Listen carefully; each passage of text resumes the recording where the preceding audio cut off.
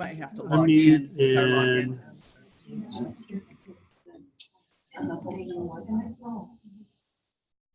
because let me go ahead and my, set that. my little Zoom thing keeps going away. But I'll just log in the same one.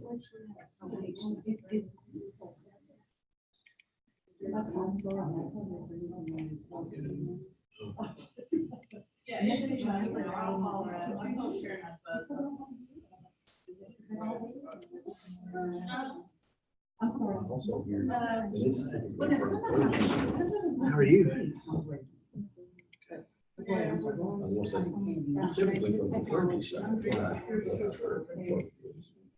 We used to be able to discuss this, and she can't get it on there. I And now, can't get on there. now, it's all worship. The explanation. And then you open it up, it's all. Which one are you trying to get on? The HC4. I was having trouble with that. Okay, Yeah, go to well, the there's supposed to be that HCS. little thingy at the bottom. Yeah. So it's nice. All I know is yesterday, somebody, Oh, here. it disconnected. Oh, shoot. You disconnected and disconnected again. I need to raise my bar level.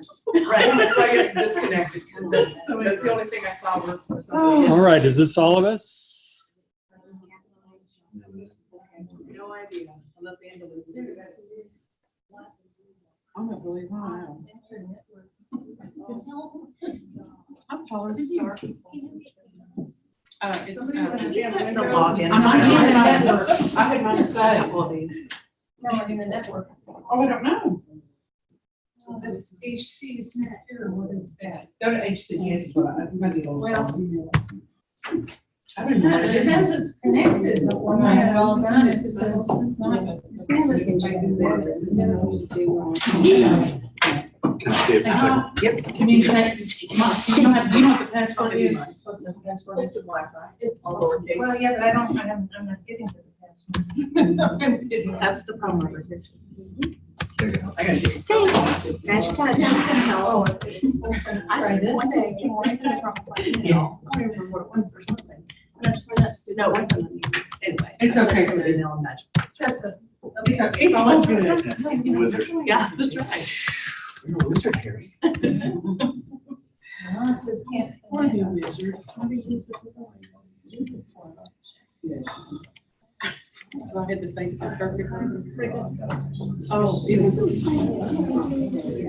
Yes. But we're together. Okay. It's really pretty good. It's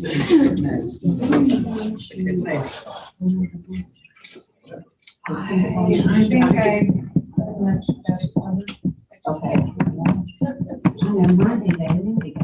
It's just saying establishing connection. Did it eventually come up with? No, it's not. Yeah. It says can't be reached.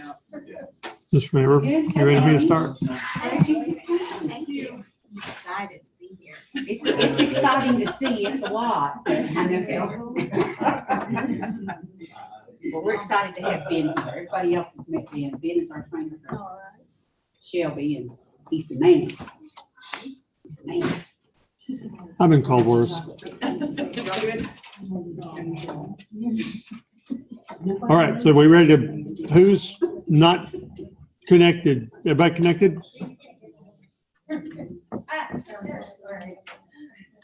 All right, so the test site is what you see up here on the screen, and there's the username and password. And then that will let you get into a test site to play around with and look around and those kind of things. Just be aware that if you have an event there today and we refresh that site, it will be gone tomorrow. But again, that's just part of the fact that you're in a community site that a lot of people are using, and we're going to renew whenever we need to.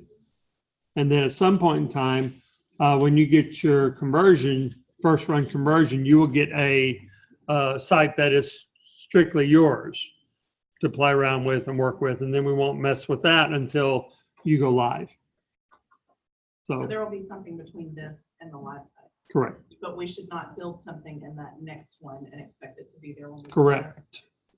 They want nothing is guaranteed until you're live. All right, so my understanding is we want to talk about how events work in Arena. And is that everybody's understanding? All right, so we went through this yesterday with the people that were here, and so then we'll do the same thing here in Arena. That would be under tags, event tags. Event tags allow you to have online registration, online payments, allow you to do check-in. So if you wanted to have a check-in station where the people come in and put in their phone number and it checks them in that they actually attended the event, not just were at the registered for the event, that's another option. There are 3 ways to register for an event.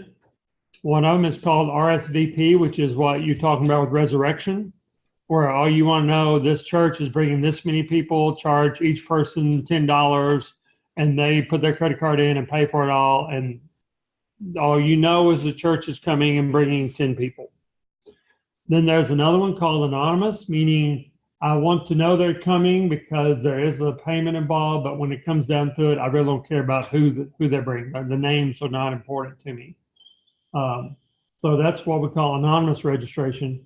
Then the third registration is what we call normal, which means I want to know who's paying the bill. I want to know who's coming, which would be more of your normal camp type registration. All right. So let me know who you are and what your areas of working with events are. So what would you be creating events for? Oh, well, convocation, which I have coming up Monday, it's for about 300 preachers. And I also do a couple of sermon academies a year, which is for like maybe 30 people each time. And I do the post and admin assistance registration, which is 35. Well, I probably have a dozen events a year. All right. And most of those are paid events? Yeah, they pay credit card online, All right. mostly a few mail-in manual. All right. And then I do the registration part of that too, so with the name tags and the. All right. rest of it. All right. I do Jubilation, which is an older adult event, and that is a paid event. And I also have, depending on how this works out, we may start doing annual conference registration once again. Okay. I'm hoping not. I'm hoping this works terrible. We don't have to say that. And it's not requested because it's working fine without it. But Jubilation was one thing I did. So. All right. And I know the resurrection and then some of the, okay. What about you? So you work with her? She actually does the registration. Got it. She's our registrar. All right. And what are you doing here? Just blessing us with your presence? I need to know what language they're speaking Got it. when they're telling me what's going on. You don't want to have an interpreter. All right. And then what do you do? What do you use? We're going to use events for. Okay. We've done some in the past, I've had 200, some 300, some 50, so basically I've used those who's coming and they pay a fee maybe for a book or material, Okay. so mine would not be anonymous. I don't think any, I heard RSVP, but I think pretty much everybody in here is going to use a regular normal registration except for the RSVP. Which I never understood why you do it anonymous anyway, because one, I want to know who's coming because I want to be able to reach out to them later. Number two, when they log in the next time, they're going to fill out all the information again. And try to, instead of just logging in and having it all pre-populate. So I never ever understood that, but. Log in. They don't remember their passwords and they don't like to log in. Yeah, I know. It's just, but every website makes you do it. And so. Is there a way for them to find their login info? If they Sure. Get it?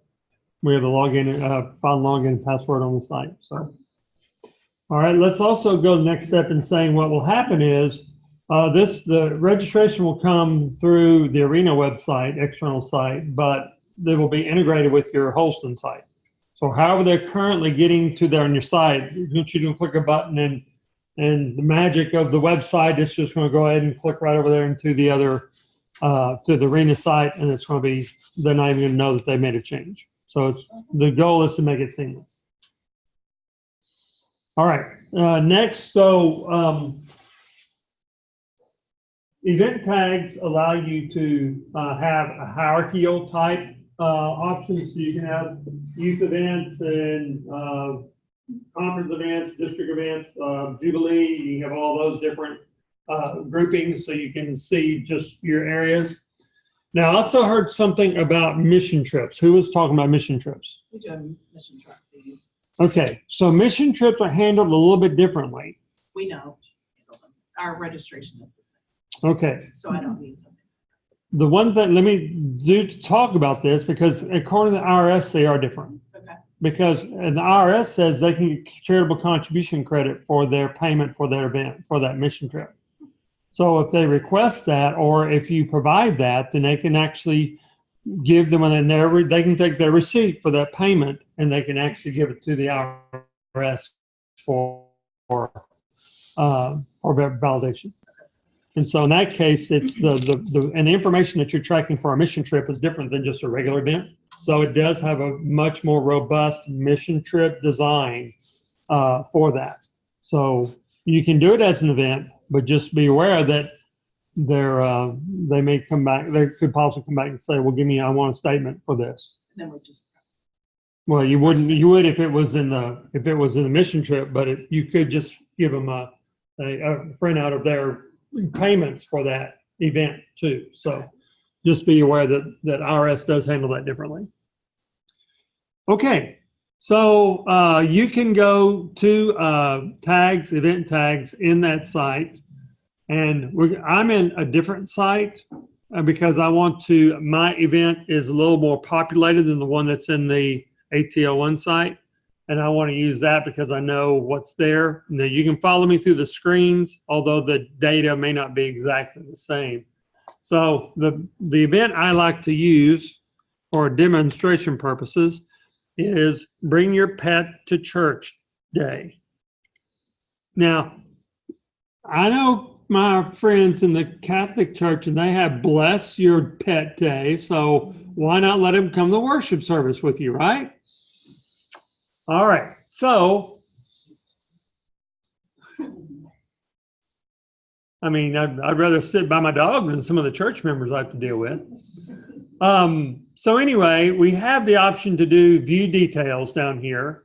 Of course, if I did a new one, then it would come up straight. So if you see the event details down there at the lower part of the screen, we're recording everything, right? Okay.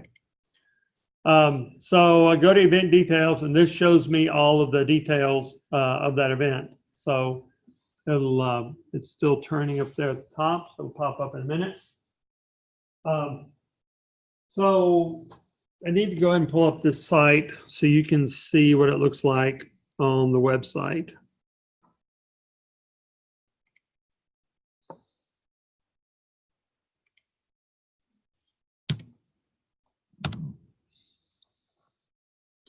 All right, so again, this is generic, but this will, and probably most of you will not come to this site will not navigate to this site.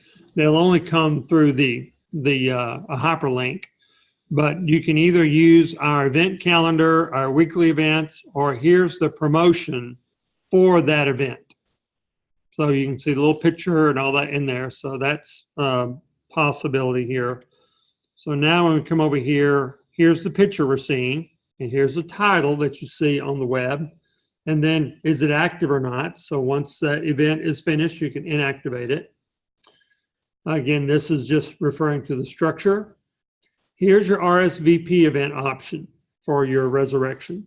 So once I click that, all it's going to ask for, you log in, how many people you're bringing, here's how much it costs. That's it. And then if we wanted to add some additional fields, we could. Correct. You sell the custom field options for that registration of that church. Exactly. All right. Then you have sub events. Now, sub events allows you to let the participant register for different breakout sessions or different sports or different whatever your camp, or like for Jubilee, you know, you may have special things that you want them to be able to pick as a, you know, we have 3 different sessions going on in the morning or in the afternoon or whatever, so they can actually pick that different sub event.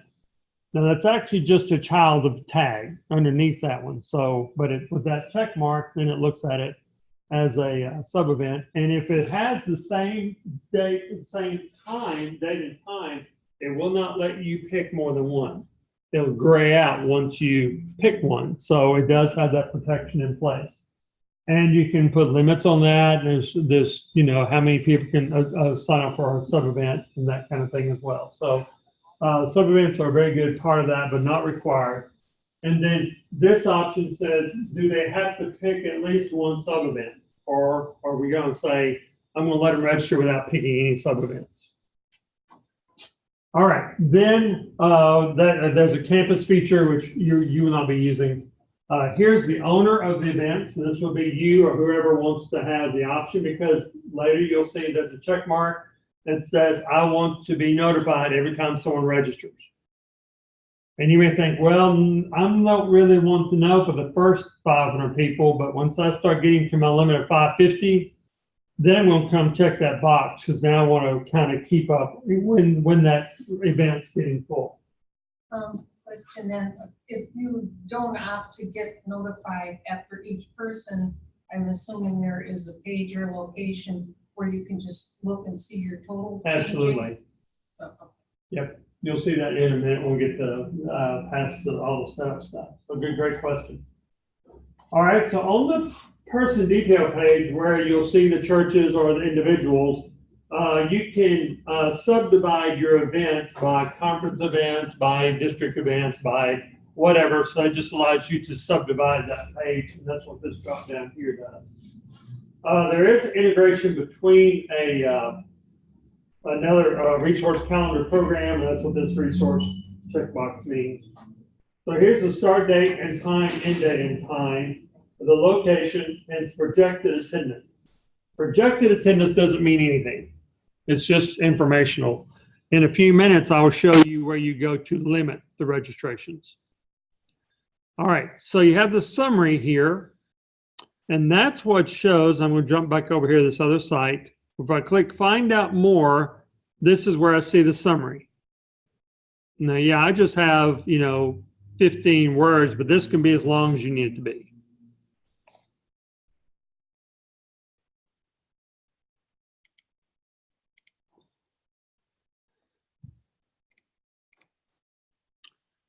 And I just closed that site. Cool.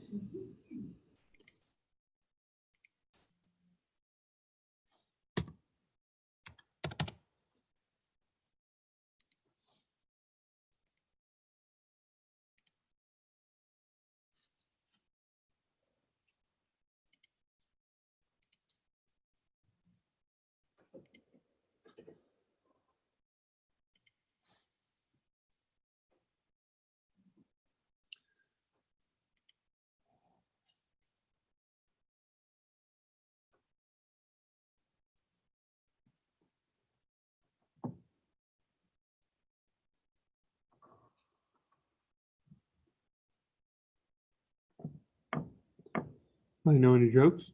There we go.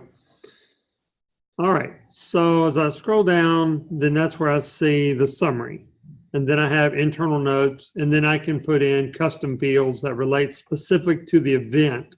This is not for the people going on the event. This is just other items I can put down there for what the event does. All right, so then my next tab. Will you say that again? You notice that this was actually showing on the screen here.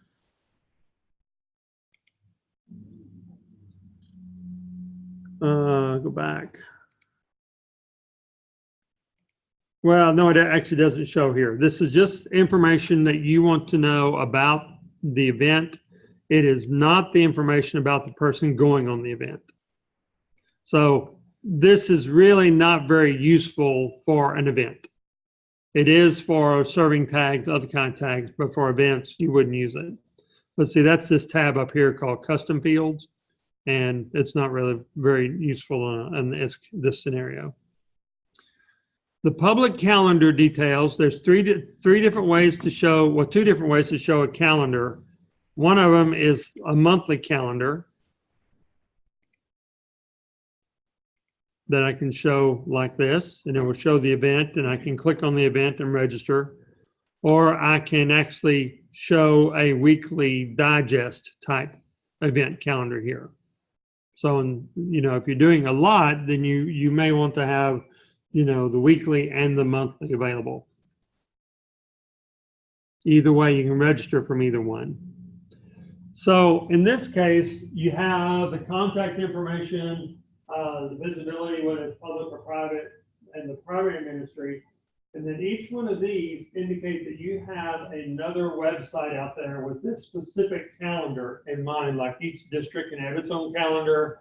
You could have it by age group or whatever. And then it's to cross promote, you just check a box. Then it will show up on multiple calendars. So it's real easy to make sure that if I want to have a Jubilee calendar, then I can just click that and this event shows up on that, as well as the conference calendar or a district calendar. And then you have the approval option. So even though you may put the event in there, it's not approved, doesn't go on the website or in the calendar until it's approved. And then we have a priority. So if I were to have a page out here that just had all my events across here, and I had 5 spots for events, and it's going to look at the dates, and it's going to look at that priority. So if you have 6 events, the one with the lowest priority is going to be bumped.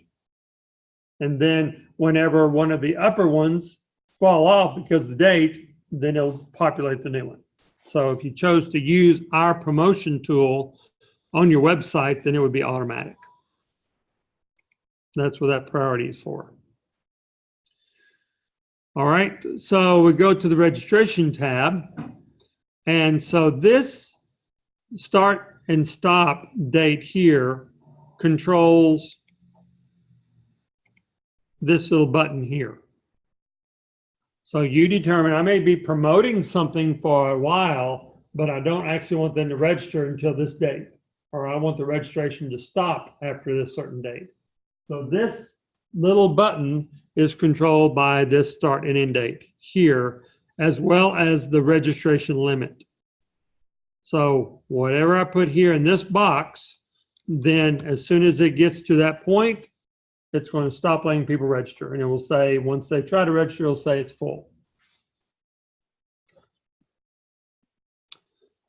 Now, the next option is, next 3 options have, do you want the system to limit who can register by age, by grade, or by gender?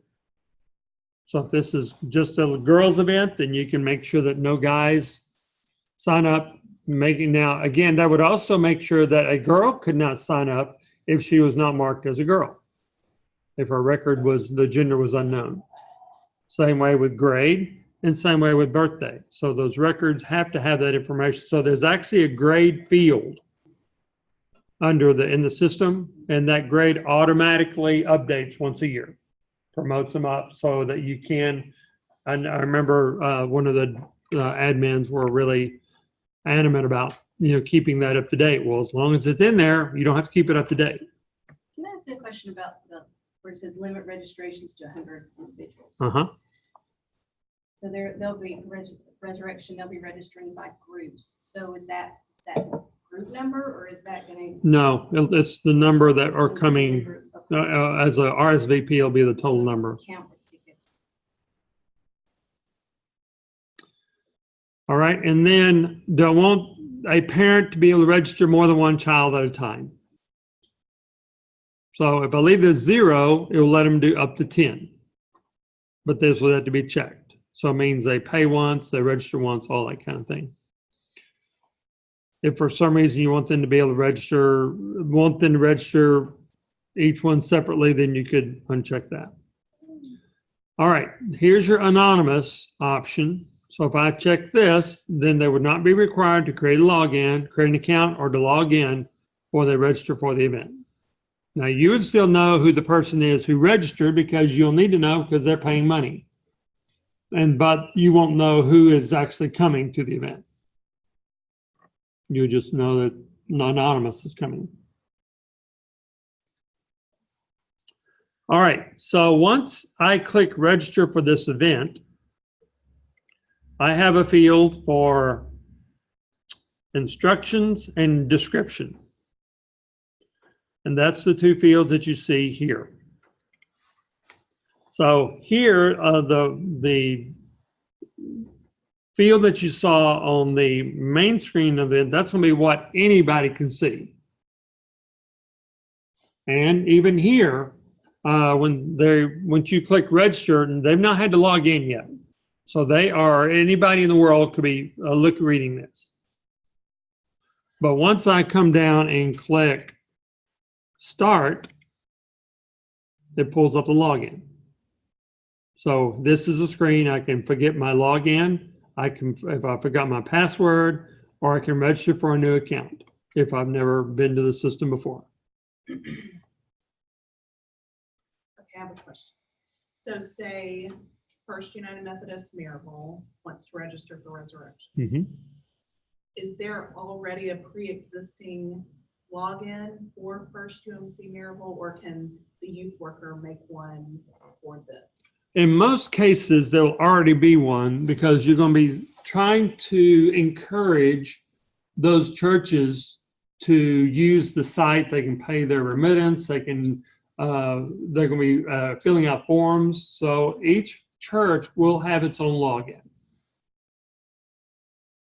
Now, whether they wrote it down or they know what it is, but then again, based on the login information, again, we can help them get that information back. If they bypass that and just make a new one, Mm-hmm. is that a thing that can happen? It automatically charges them double for their cost. That's fine, as long as it gets to us. What it does is it will create a new account for them, and then those two accounts can be merged. Oh, okay. So that's not the end of the world. It's not the end of the world. Just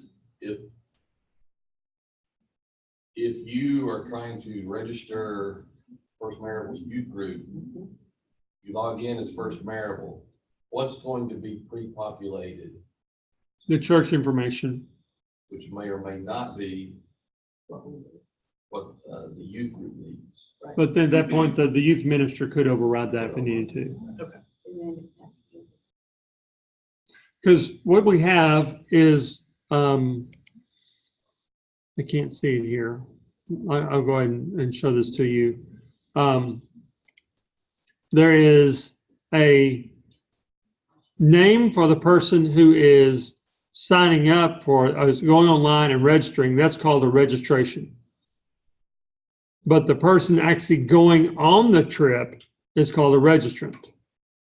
So you may have all these churches listed here, but the people going will be the students or whatever. So it's fine to leave that, especially if they're using a church credit card to pay. Then that would be fine. If a parent is going to go register and not by the church, then the parent will be the registration. The child will be the registrant.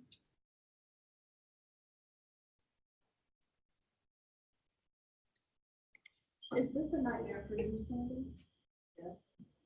Like if a church makes It's called job security.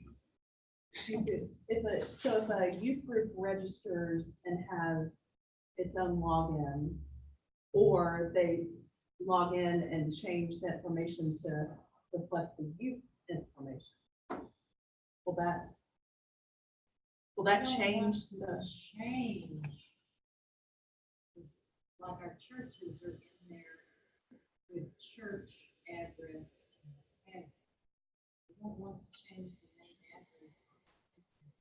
Church, they could set up a separate address, couldn't you? Or, Well, let me ask this, yeah. if it's pre-populating the registration form with the church address, if you change the address there, it's not going to change it.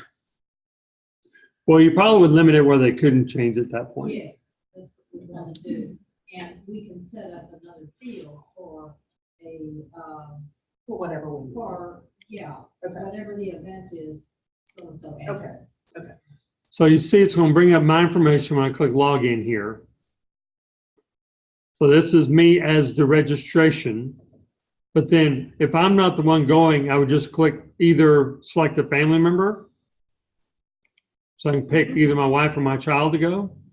Or if it's not a family member, I click no and add individual, and then I can add whoever I want, who actually is going, and still be the church logged in. But it would be, you can add whoever you want to as a person going. Now, can you go on to that site and register several people? Mhm. You have a whole group, you could You- register 10 youth. You can do it all at one time, or well, up to 10 would be the, if they want to do more than 10, they have to do more, another session. As long as you have this set, this here to set to 0 or 10, either one, the 10 is the max. But not if it's an RSVP, then you could put whatever. Correct, whatever number you want. It doesn't have any limitation. So here's a description field, here's an instruction field. Now these are complete HTML documents. You can put hyperlinks, you can put pictures, you can put anything in here to make this look amazing. And so then the next tab is called the fields. And so the first 16 fields are there for everyone, and you just pick which field you need. The next column, that's you click the use button. You click required to know whether that field's going to be required or not. You pick autofill if you want it to automatically fill from what the system has, and then show and summary just shows that on the last page of the registration. And then the order determines the sequence if you want any of the fields to be different. Then down here are your custom fields. So since this is bring your pet to church, we do want the vaccination date of the pet. The owner has its own vaccination date. And then what t-shirt size, so I can have a lookup so they can pick a t-shirt size. And then if most of your events are going to be recurring, and so if you have specific fields that you want for your event and you don't want to have to re-enter them every year, there's a place that you can pre-populate it and then just pick that. So Jubilee, I'd pick that from here, or Resurrection or whatever. And that way all those custom fields are already there. You just pick them one time. And these, sorry, Is there any way to just duplicate a previous year's form? you can copy it, yes. Okay, the whole thing.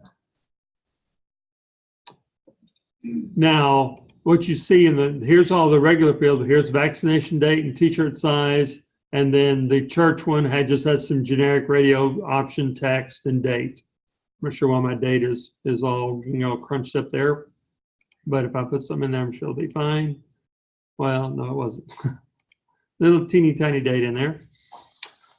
Probably the CSS I'm using. And so down here, it shows the cost and any additional fees, and then a discount code. So once I come up here, I have the option for communication, which it can send out a registration confirmation once that person registers. And this is customizable and personalizable, because I can say dear and put the nickname. Thank you for registering for, and put the trip name out there. And then so far you have paid, this is how much the trip cost, puts it out there. This is how much you paid, put that out there. This is your balance, and puts it out there. So what Angela said earlier is most, if not all your events, if there is a pay, you just pay it all up front. Is that the case with everybody? Okay.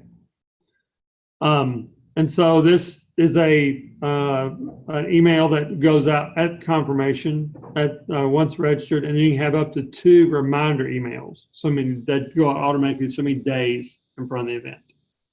And again, you can use the same merge fields. You can, if it's some kind of a concert or something, you can actually print e-tickets and then that can actually become what you scan for check-in. So that is an option, and that will be included with the registration confirmation email. And then here's that notify owner option. So if you have this clicked, then every time someone registers, someone's going to get, that person will get, the owner will get an email. Question? Yeah, if they aren't registering online, for example, if they're mailing in a paper check and we're entering their payment information, does the system automatically then send them a confirmation, or do we have to do? There's a button to manual? click. Pardon? There's a button to click. Once you register, you can just say, click the confirmation Click stuff the and it'll button send and it. then the system sends. Mhm. Our system, the way we'll have it set up for payments, will give people an e-check option more, right? They can pay Well, with check. ACH. Yeah. ACH or credit card.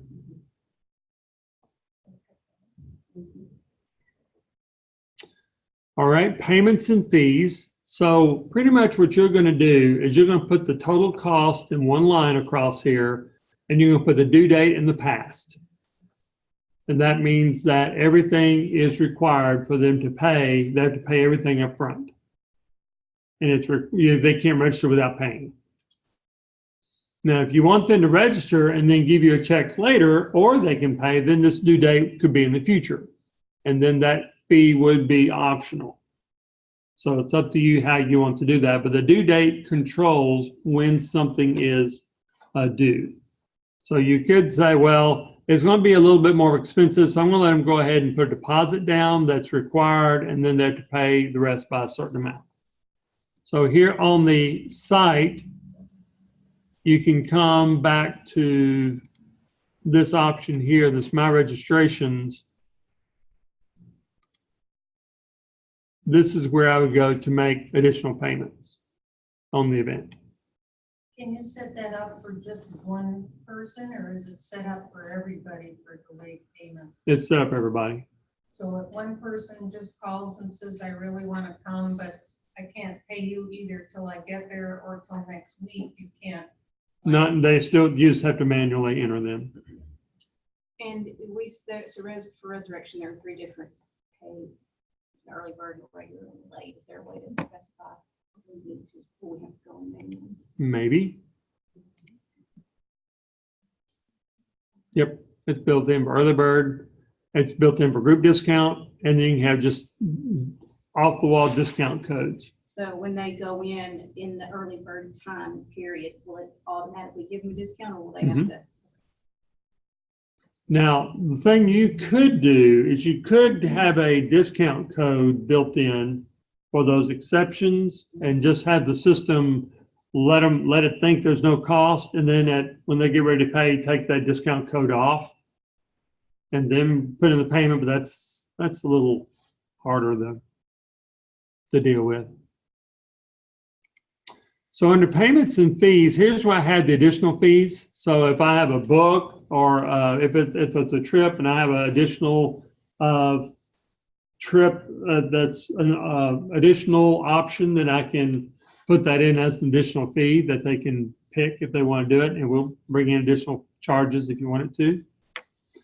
And then here's the gateway processing, so it knows where to hit that information once it comes in. Again, the discount for group and early bird can be either at a percentage or a physical, a flat fee. So group depends on group size, and then the early bird talks about the date. And so someone asked yesterday about, well, can you have 2 early bird? A certain amount for this date. And so in that case, you just come in and change the end date and change the percent after the first one is finished. There's not more than one setting, but you can change it midstream. People go back in and edit their registrations, and will it automatically refund them? There is a refund option if they're not going to go. And when they go to add more, will it give them the price they paid it the first, or will it give them the new rate? No, if I go and add a child and they're after the early bird date, it will charge them the higher rate. How does somebody go back to change if they've already submitted? It's under my registrations. So they can see what they've previously registered for? Okay. And And if they're registering more than one person, it doesn't stop them and alter their original Right. registration, does it? No, It just lets them add a new one? correct. Is there any notification to us then when somebody goes in and changes it? In other words, if we run lists based on what we've got and they've gone back in and changed their information, do we get any kind of pop-up or notification? No. You should be running the list from this, and then you'll always have the right information. Right, I just Don't meant create if a something separate one. has changed that we thought, yeah. Just do the cutoff date and then they could go back in and change after the registration's closed. so when they do go back to log in, for the RSVP, they do have to know their username and password. Yes. But for anonymous, they don't. Well, the anonymous can't do this because we don't know who they are. There you go. Jerks. So, nah. Yeah, so if I'm not logged in, my registration doesn't even show up.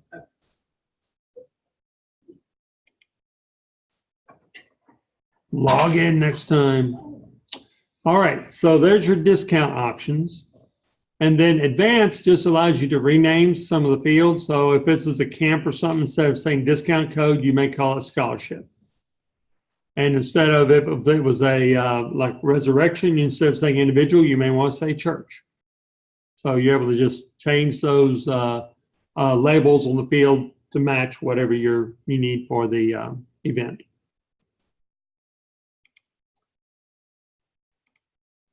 Can I create multiple discount codes for multiple groups? Yes. You can have as many discount codes as you want, and you can actually have it where it's only can be used once. Yeah. If you want to make sure that they're not going to call each other and say, hey, I know Baptist churches would do that. I'm sure Methodist churches wouldn't. Call up every Baptist church, put in discount code 234. So yeah, there's a limit. You can put a limit on how many are used. And so then at that point, you can say, have as many discount codes as you want. All right, so the promotion, again, here's your calendar. So you can promote it on a calendar. The web promotion is that one with the picture on it. And if you had a newsletter, electronic newsletter that's built in the system, it can put that promotion on there as well. And so we do have that option for a promotion. So once those people have registered, I can see the number here on the screen. But down here, the registration are the people who have logged in and signed up. The registrants are the ones that are actually going. Can they be the same person? Sure. If I'm a men's event or the Jubilee and the people go and register and they're going, then they will be the registration and the registry. If I'm registering a child for camp, I would be the registration and the registrant would be the children. And so then I can see, here's the custom field information.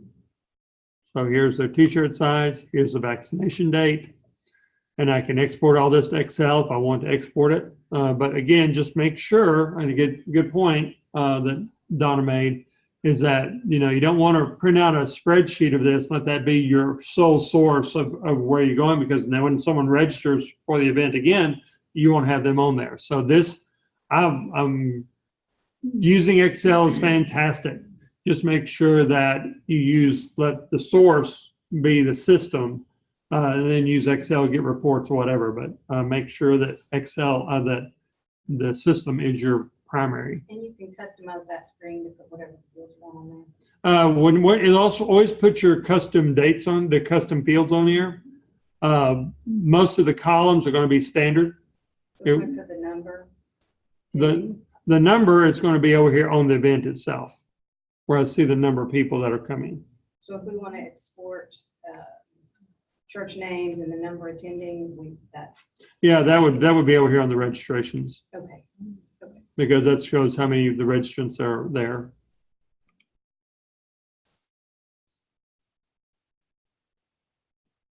Not kidding. It does have some slow days. It does have some, it's afternoon, it's trying to say, okay. So yeah, here's your total number of people that are coming, and cost, payments, balance, date that they actually created.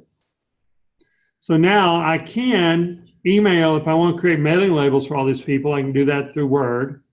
I can email all these people through the email. I can text them through the SMS text, or I can through the Excel. Now that's in the registrations tab. I can do the same thing on the registrants tab. Ben, going back to creating an event and a registration for an event, you and I have talked about how we can design templates that look like our website. How many of those can we design so that each ministry area goes in and chooses the one they want to use? You can have as many as you want, but just remember that you would have to have a different events page for that specific, like the youth, if they are the camps, they want their particular page, then you'd have to have their event page and the calendar on there and use that template on that. So it's based on, the templates are based on the web pages. Okay, so but they're just going in to create a brand new event. And once they click that check mark that says it's a youth event, then you can filter those events to that page. Okay. And that identify which area it's for. Correct. Same thing with the email templates. They can have their own email templates if they want to email. Correct. massive emailings from the system. And that's under communications templates. But when they do it from that last screen though, where you've got. Yeah, when you click here, even at this point, it's going to ask me what template I want to use. Okay. Am I in the right? Yes, I am. So here I can come and pick the template. So I can pick the youth template here, or the camp template, or the Jubilee template, or the resurrection template. And just so you all know, those aren't like WYSIWYG things. They've got to be set up way in advance because there's programming that will be involved in creating them. So we have to get them into the system before you can have them there to select. But if you have a current one set up and you can grab the HTML code, you can actually copy the HTML code into here. If there's one used before. Yep. So you can copy the HTML code in there. So it's not hard, but it is, you're right, it does have to be done prior to using it. All right, then you have occurrences, which simply means I want to track attendance for this. So if I want to track that who comes to this event, I know who's registered, but do I want to actually know who came? And so yes, you can mark them manually, or you can use some kind of a tablet to do check-in, and then they would actually check in and go from there. So that's what the occurrences tab does. It will require, once you want to promote it online, it will require that you set up a occurrence in the future, even if you don't use it. So just set it up based on the first day of the event, but don't worry about using it, but it does have to have one. And then, of course, the attendance summary, you can see who came, and if you have multiple days of it, you can see who came to certain days. I know for like CEUs or things like that, or teen education, where they're required to be there. And I know that they're talking some about, yesterday about, giving them a name badge with a barcode, make them check in, and then make them check out. So now the system actually has a date and time while that person was there. So in any kind of a required meeting, the system can do that.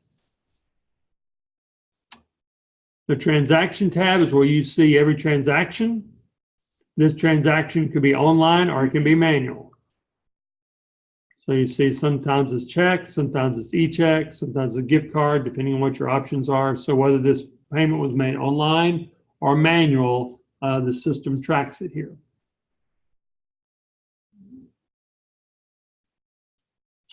Now, down here, there's an export GL file, and that is what creates a file that will import into the financials so that it goes to the right accounts.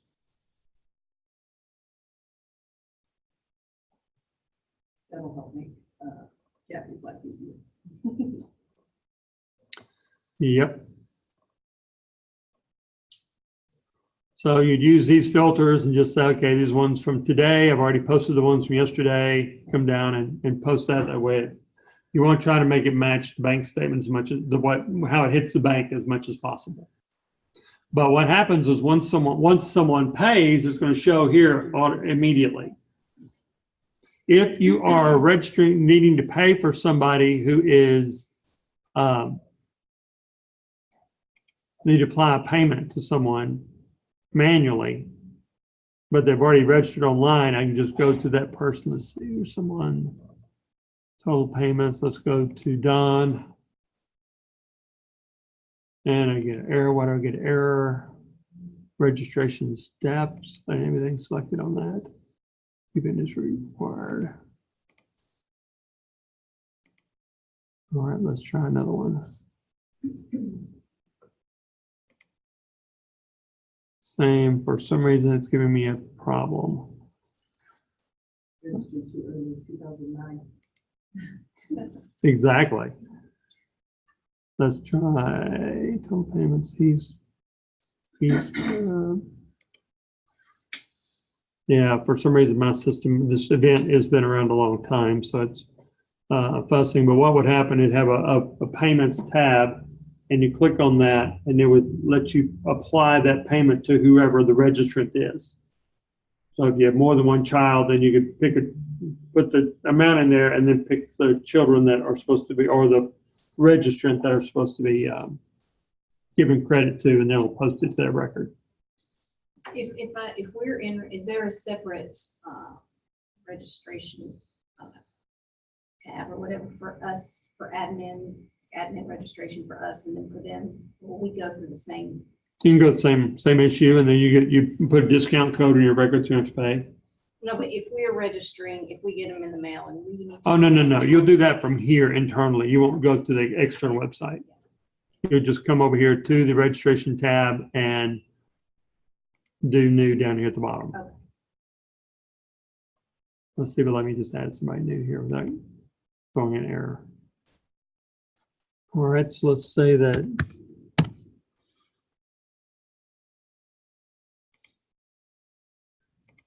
this person is registering.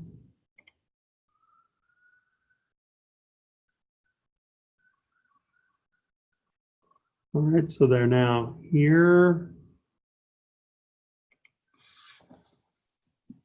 And I get the error. So this way it automatically assumes that the person who is the registrant is the registration. And then once I open this, let me see if it'll let me open it from over here without the error.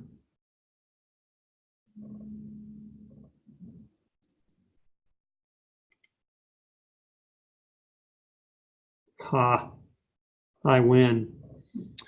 All right, so here I come and put any of the extra, t-shirt size and any of the information I need there. And so here's fees and discounts, so I can apply discounts and fees. And then here's where, once I save this,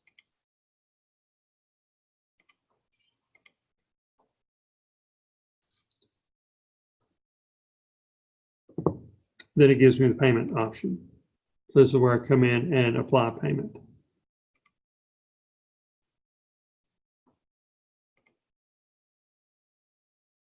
Full payment, check, 25.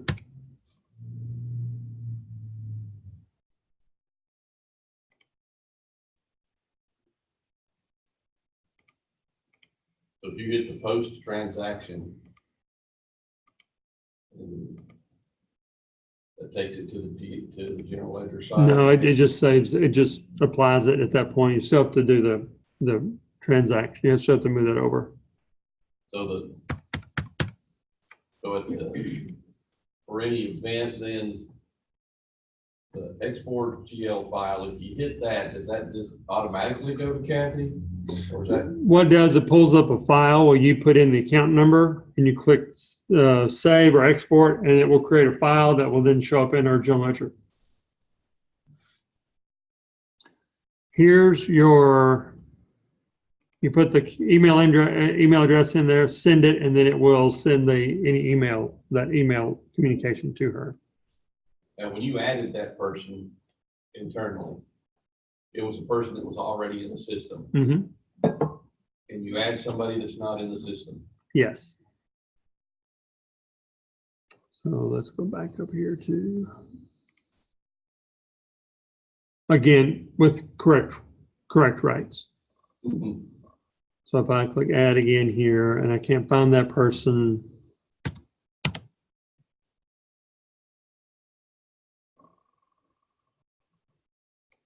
I can do add new person here. Gotcha.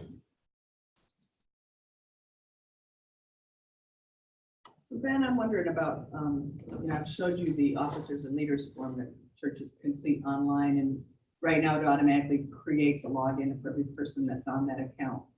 Is it the same if, once we've got a personal record in Shelby for all of those church officers and leaders, that they also do have a login, they'll be able to pull up and find their login and password? There is a way in the system to have it automatically do that. So once you put someone in it, like if they register for an event like thing, then I can tell the system, okay, take everybody in this event, put them in this security role, and give them a login and password and email it to them. Most of our people. And churches already have one, you know. And do they use that currently? Do they currently use their login? They used it a lot more when we were doing annual conference registration. It doesn't get used that much now. It's just clergy log, they're the only ones really logging in to do anything.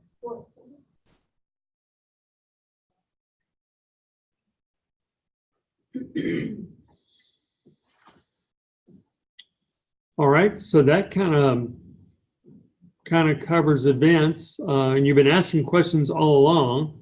So do you have any other questions related to the way you currently do things?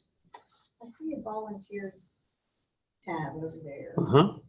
So is that, why is that in its own thing? Does it populate a different list, or can I add it to that list? Or- Well, if you're doing your workers you want them to be registered in the event, but you can also have a way to track all your volunteers, all the people who are volunteers, so that you can communicate with them, not just within this event, but in a broader sense. And can they go in and register as volunteers themselves? If you have them as you could actually have two different registrations if you wanted to. Like here, register children, register volunteers and staff. I've seen churches and conferences do that because there's no fee or a reduced fee for them. I had a question just in terms of the general calendar that's generated Mhm. from this system. Can the event tags area be used just to create a calendar also? That Yes. has nothing to do with registration? Yeah, and again, with the promotion, you can come down here and create a calendar event without it even being linked to an event. And so we could find, is there a way for us to present to the public then particular calendars Mhm. that group only particular types of events? And is that calendar page exportable to ICS? Well, individual events are. I do not. Let's see. We currently have an e-calendar that we let people subscribe to for $5, and they can import all of our events into their phone calendar if they want to. So if I go to the actual event, I can see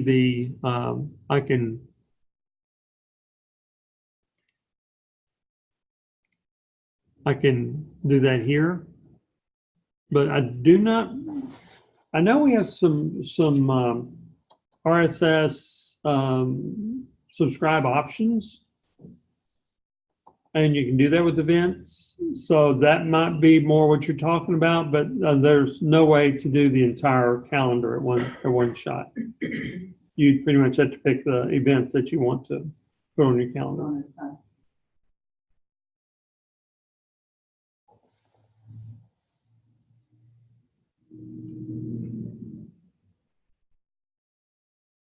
And of course, you can show them Facebook and Google and all the others as well. Is there a place where we store documents to include in emails and PDFs? Well, you can store them wherever you need to, and then you can attach them. And Okay, it'll, so they don't have to be stored in this. no, it'll upload them to it'll upload them once you, yeah, and one of the custom fields is you can actually have them upload a document. So you could have, as part of the description, a thing to download a document. They can sign it, scan it, and upload it during the registration process. And every event does have its own social media share feed, Yes. right?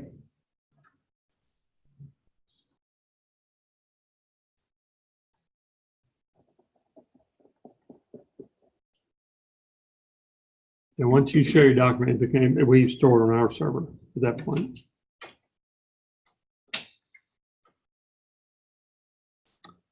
Some people try to use the e-signature or electronic signature, and we don't have anything like that built in.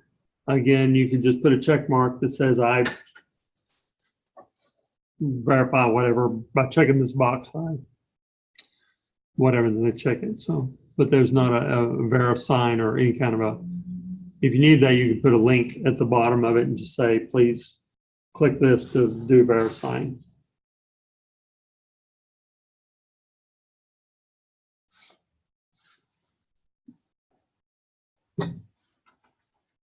All right, so any other with Jubilee or any of the events for the foundation, any questions or anything that you're currently doing that you didn't see?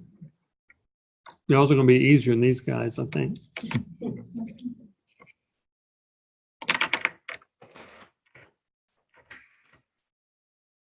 All right, well, like I said, you'll be able to play with it. You can play with this on the ATO1 site. But you won't actually be able to see the external site on the ATO1, so you won't be able to see what it looks like on the external site until you get your conversion site or your live site. So, but and then the other, I know that there's you can secure an event. So if you want to see what it looks like without it being public yet, you can actually secure it. So you can see it, so you can actually register, look at it and see it, but nobody else can see it until that security has been turned on, so it's public.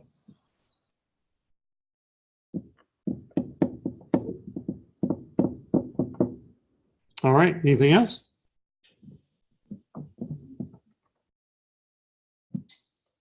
All right. Well, the go live date, I think, is a work in progress right now. And so I know initially it was March 1st, but I think after some of the discussions we've had, I think that's probably being moved a little bit further down. So Angela or Sandy will let you know. Do we know when we'll have the interim before it goes live? When it's our stuff that we can play with? Whenever the database is ready for Sandy to send it to release it to us. I think that's when we really start understanding what Yeah. we can do and not do. So any idea how far it's being pushed? I do not know. I've not been. Based on the conversation you overheard earlier in this room today, you guys got lots of stuff to figure out. Because we're trying to decide if we put our resurrection registration live elsewhere. Yeah. Or if we wait. When it's in the summer? No, it's not until January, but people love if they can Yeah. register immediately after. You give. Yeah, they wanted to register when they left Yeah. in January, so. So yeah, you could go ahead and do that and then just not do the current one in that, or you could say, well, it's halfway through. I could go ahead and put it in fill in everybody who's already registered if there's not that many, and then go live with the new one. Can So you export registrations from a spreadsheet, I mean, import into the system? no. No. Just- All right.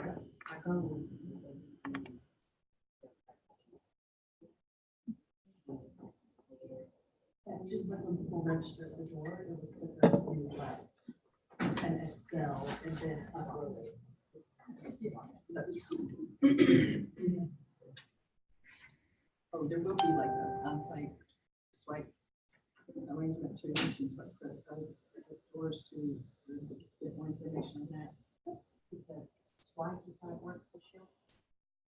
Brent said that they do have an option they can tell us about to do on-site registrations with a credit card. And that's what we want to do. We're getting the Shelby mix giving, which I, we're gonna talk about that. Yeah, right. The same thing or something different. Yeah, generally when someone pays online and they're using the arena site, it's just using the gateway as its background. They never even know that they did Shelby Next Giving. But if you're going to do a swipe, you have to be linked to the Shelby Next Giving site to do that. But we still have to have an outside resource to do a swap. I don't think so. I think that Shelby Next Giving supports that, but I'll have to double check. Okay. Because that's what we'd like to do, because that goes back to all the fan sale charges. Right. And admin charges. And I think Donna had talked to them that the charges were compatible, that she'll be charged for the transaction fees. No, they won't. They were gonna make it compatible. Yeah, I never heard from Kyle. After I sent him that, I never heard. So let me follow up with that. Well, yeah, no, I heard from you, but I didn't hear from Kyle, which I needed to hear from him. Because that's what we're trying to do, is get everything in a ring. Right. Everything run through ring, so all their information, payment, credit cards, everything.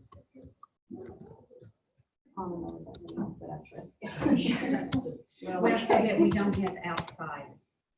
Right now, we get charged, we get charged outside charges for the on-site cards and all these payments that we're running, even online payments through bank. So We're getting these, charged. so this site will run okay on an iPad, iPhone, but Mhm. our last one did not do it. Okay, right. So we can still attach. Mr. Ben Shelby up there is telling me, yes, that they will all run correctly. Yep. Now, there are, in some cases, there's some that work better, but generally, they are. So here's a question, and it's probably not a real thing, but, All questions are real. do- I was talking about still dead people earlier, so Oh, don't, they're still. yeah. don't- So yeah. a church, talking about like the check-in with a swipe, or a scan. Does a church have a unique barcode or does it change per event? You're not talking about paying by swipe, you're talking about like a checking, Here's what- checking like an e-ticket. Yeah, yeah. It'll be unique per event. Wasn't that what Terry Goodman was talking about yesterday? Barcode Yeah. scanners, is that the same thing? Well, no, she was talking like an e-ticket. Yeah. And so I get e-ticket, but he was talking about, you can do it either way. And put it on their But he's bag. put on the tag and have them check in and check out so you know the exact amount of time that they were there. What if they check in now With that, they have the optical scanner. by the OCR? Yep. And he found one for like $25 on Amazon, so.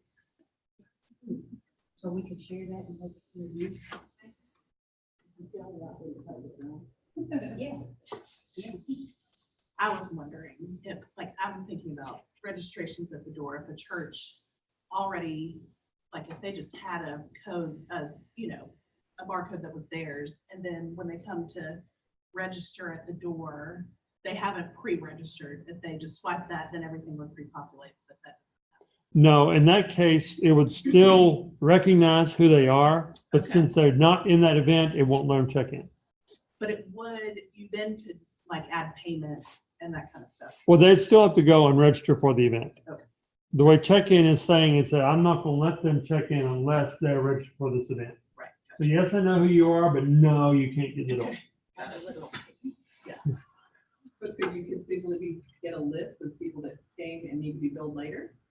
We know based on. No, well, yes, but you'd have to register for them for the event. And then you could then pull up the freeloaders list. I was also thinking about like clergy, like CEUs, if they had Speaking of, a dedicated barcode or whatever that they could keep in their wallet. Yeah. When they come somewhere, they and just they can check and it, it yes, shows that they were that would be there, if fine you're too. not paying. Mhm. So that could be possible. Yep.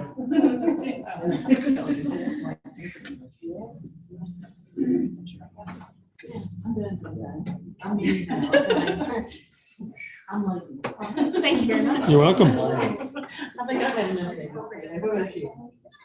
I've had enough Oh, for meetings. publication. Oh, yeah. I don't know about that. Sorry, what's your